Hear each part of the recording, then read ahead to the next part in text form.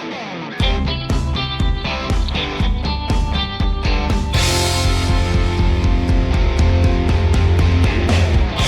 to your weekly episode of Reset 42. The next minutes of this episode are like precious jewels we're sharing with you as we let you sit in on interviews with incredible guests who've been forced or chosen to reset the meaning of life. It all begins in 5, 4, 3, 2, 1. When you first woke up in the middle of the night with the idea of a lifetime, you had enough passion to keep the fires going for weeks and weeks and weeks. But now we're a few months in and the enthusiasm is starting to wane, isn't it? How do we put fuel back in the tank?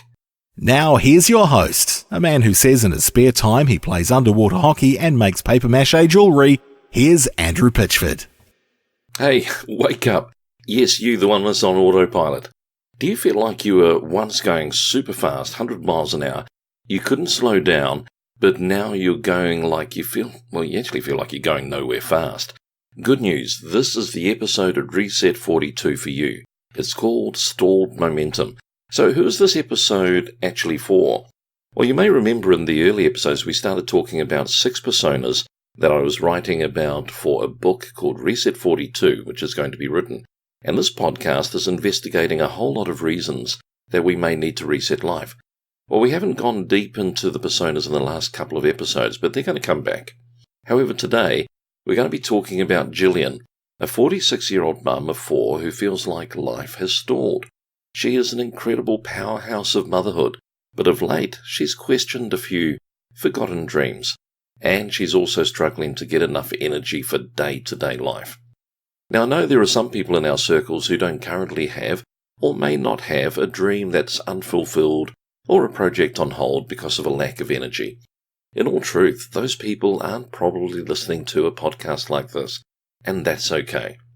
But if you have been drawn to this podcast episode, or a friend saw something in you that they felt you would benefit from listening to this, then this is your baby. It's your time to evaluate if you need that reset when you've got a case of stalled momentum. So let's start off having a look at Gillian's life.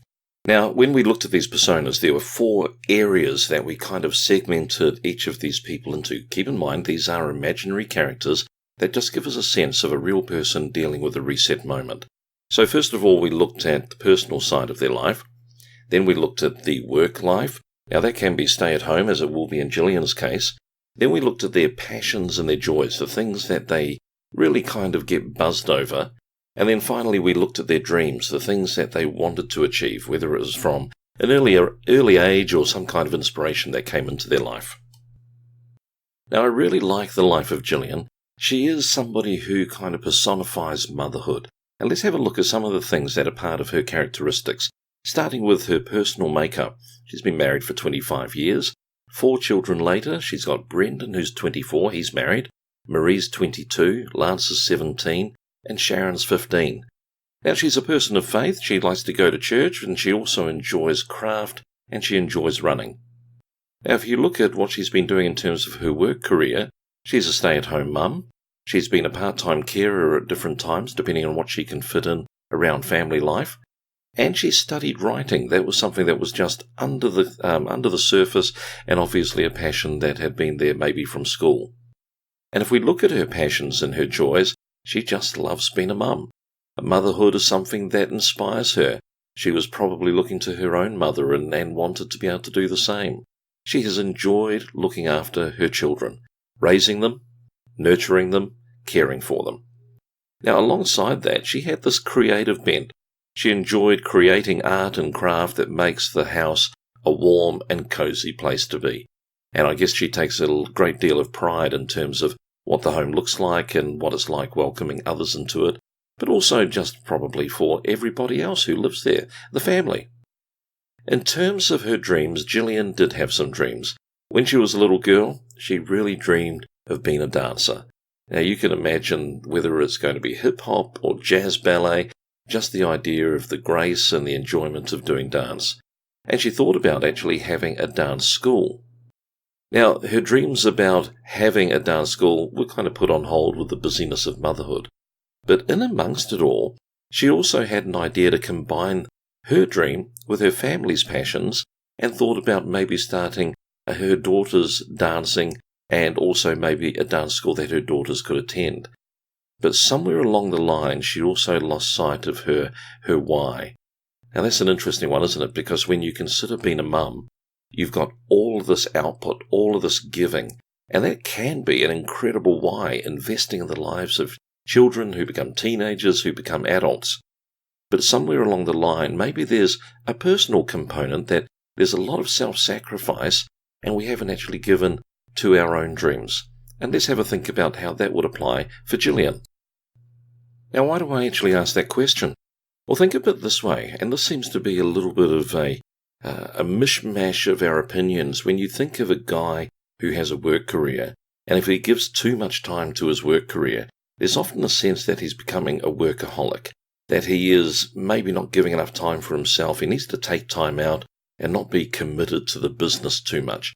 So he's got to get a balanced life, and that's considered a good thing. And then we come back to mums, and mums are incredibly giving 24 hours a day.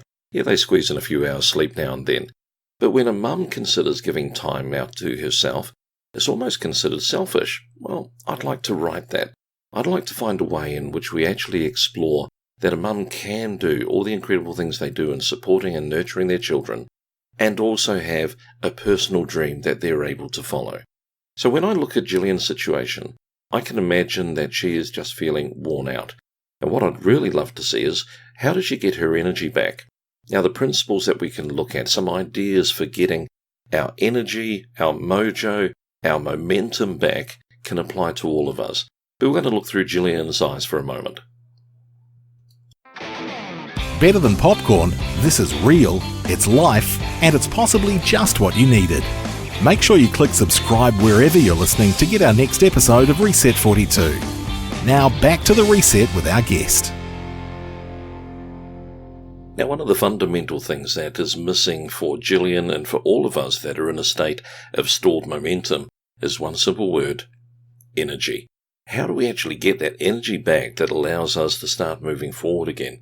Now, many of us may have done physics or some form of maths at school, and we've heard things like the formula for force, the formula for energy, which was E equals mc squared. That's the famous Albert Einstein theory of relativity. But what does E equal mc squared mean?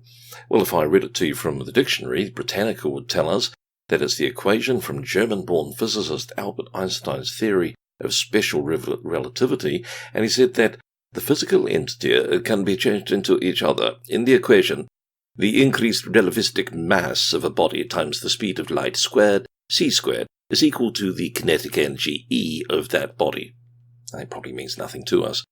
And when you think of the formula for force, which was one that I remember from physics, F equals m times a. Force equals mass times acceleration. Now, all it's talking about is that to get something moving, you need some inputs. You need to be able to draw some energy from somewhere. And so one of the things I thought we'd actually have a look at is, how do we generate energy, and what is energy in the first place? Well, I think it's interesting that when we think of energy, it can be just that ability to give us that get up and go. Now, obviously, there are a whole lot of different things that contribute to it, but let's have a think about some of the things that you and I know of. First of all, energy. Is it just physical fitness? Good cardio? Yes, having a physical sense of well-being is definitely important. But another part of energy is your mental well-being. It's having the space in your head to be able to deal with life. And I think in terms of getting energy back, that's one important word that I really want to leave with you today.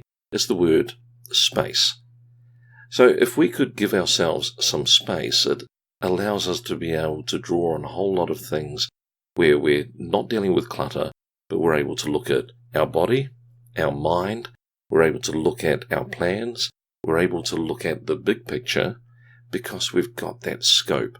And everything isn't closed in and cluttered and difficult to see. You know the old saying, you can't see the forest for the trees.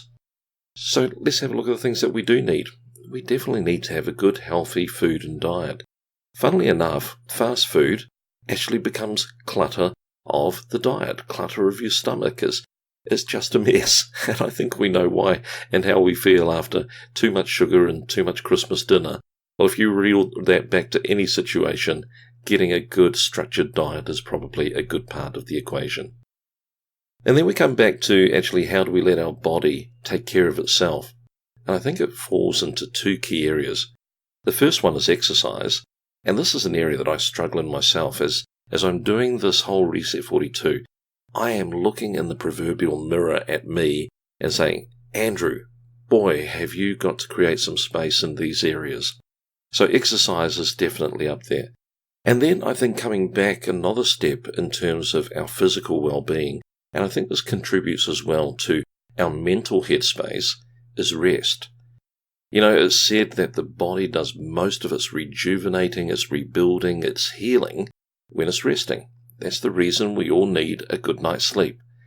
But when was the last time that you intentionally said, I'm going to look after my mind and my body by having the right food, the right exercise, and the right rest? Now, when you consider all of these things, it comes back to those equations of energy when it's all about getting good input. And some of these things we naturally absorb from around us. Now, naturally absorbing a donut, it could become natural to some people, but sometimes we've got to get really structured in terms of getting good stuff in. You remember what they say, garbage in, garbage out? Imagine all the different areas of your life that actually applies to.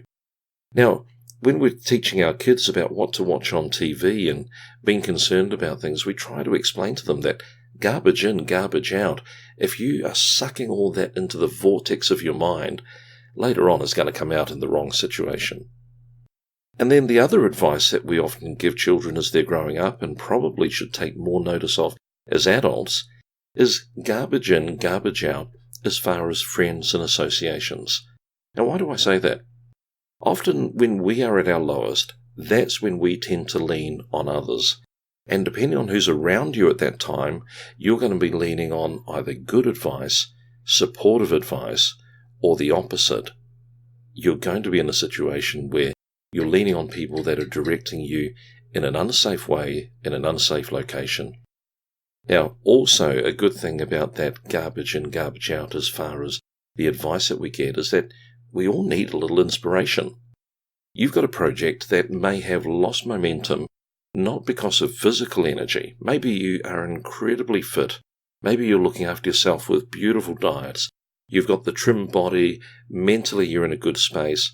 But your stalled momentum is because you don't have any further inspiration.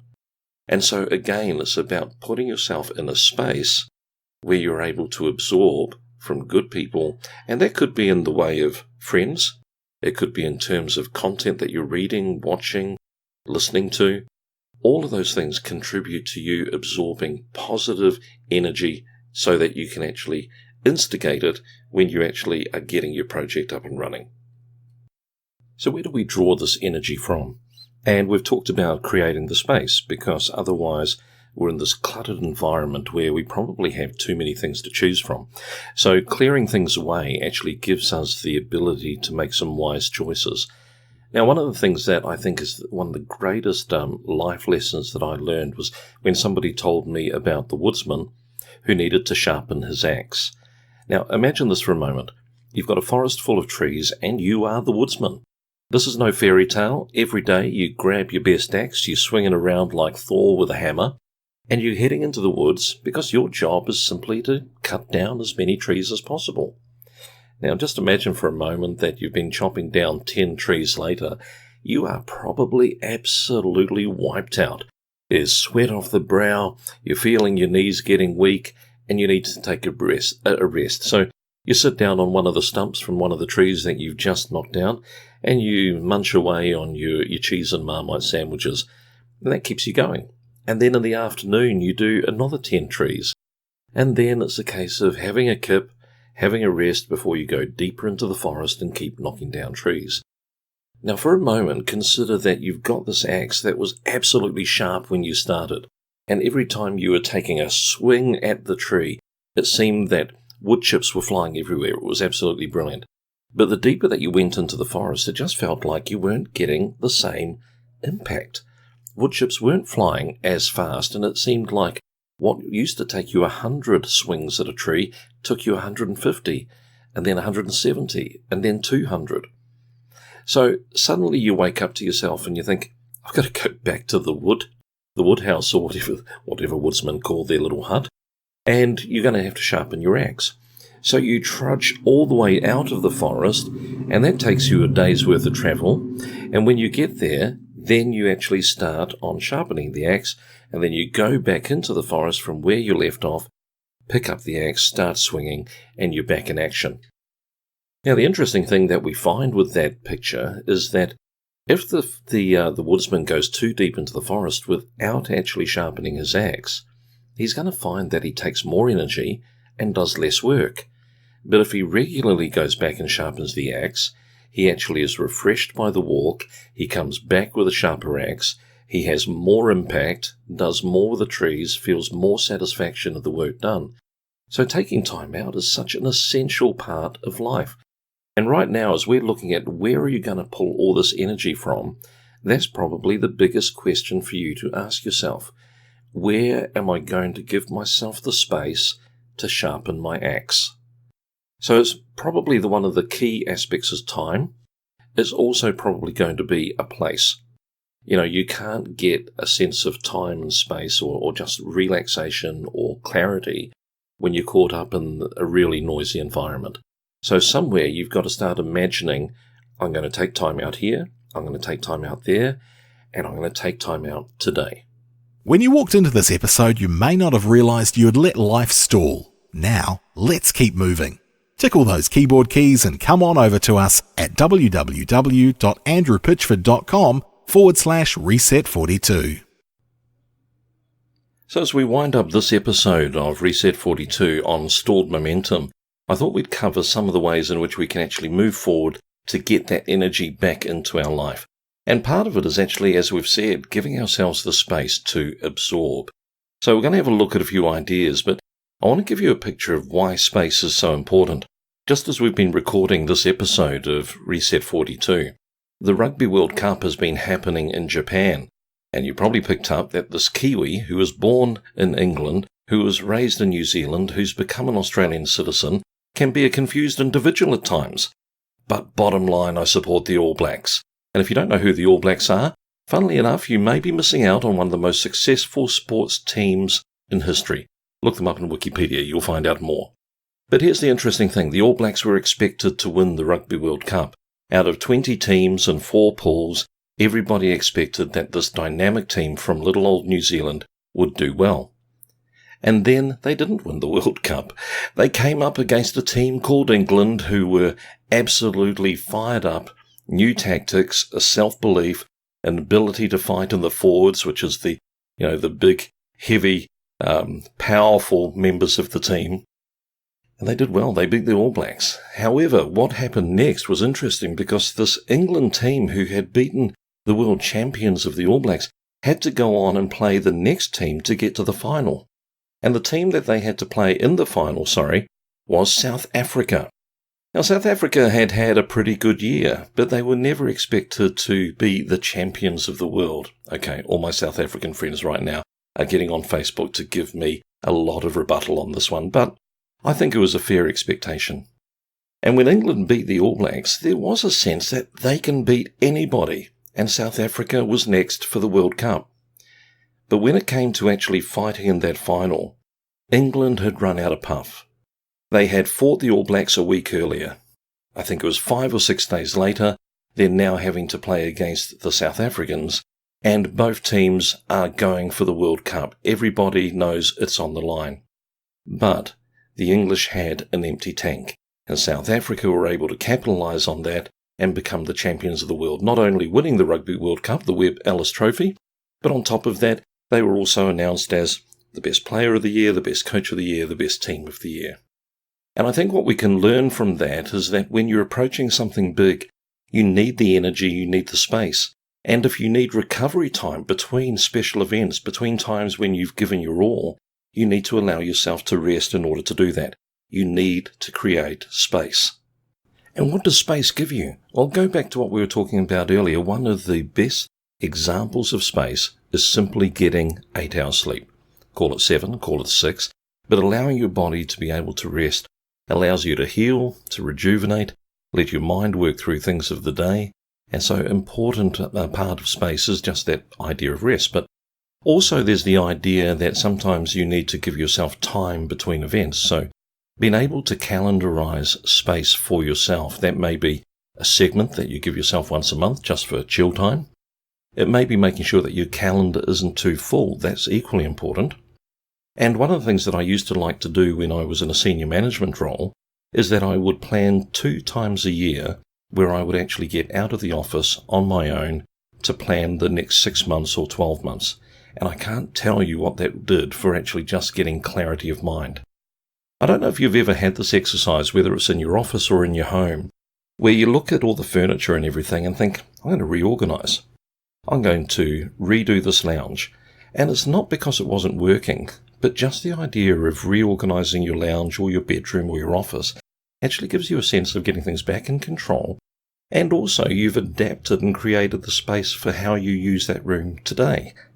So as you start looking at the next, let's say 3 months, 6 months or 12 months of your life, how about we start looking at this idea of space in our life from 3 different perspectives and really knuckle down right here and now to be able to create the environment that your energy is going to be able to flow back into.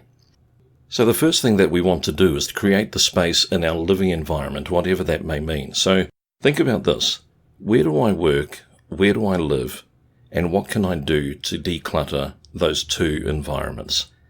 Take time this week to be able to have a look at your home environment and your work environment.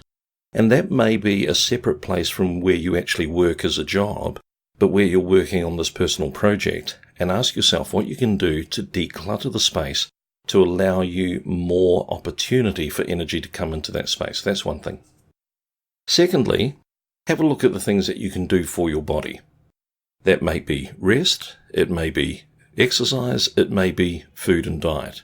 Have a look at it not from the perspective of being rigid and conforming to one regime or another, but what can you do to create space so that you have exercise, that you have the food and diet that you need, and you have the rest.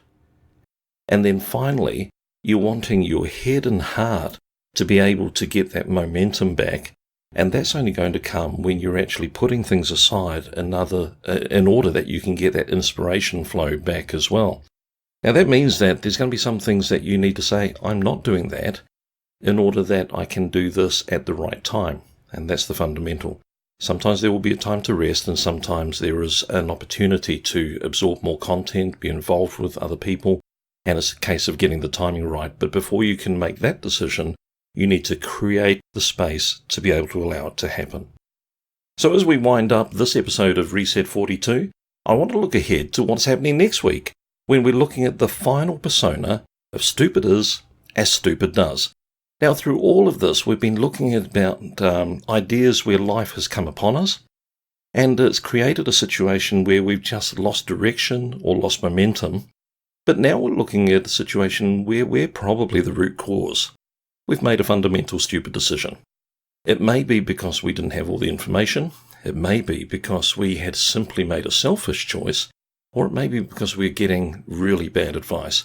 Whatever the reason being, sometimes we've got to accept consequences, reevaluate, learn from it, so that we don't make stupid decisions become the regular dress rehearsal. Looking forward to catching up with you next week on Reset 42 for Stupid Is as Stupid Does.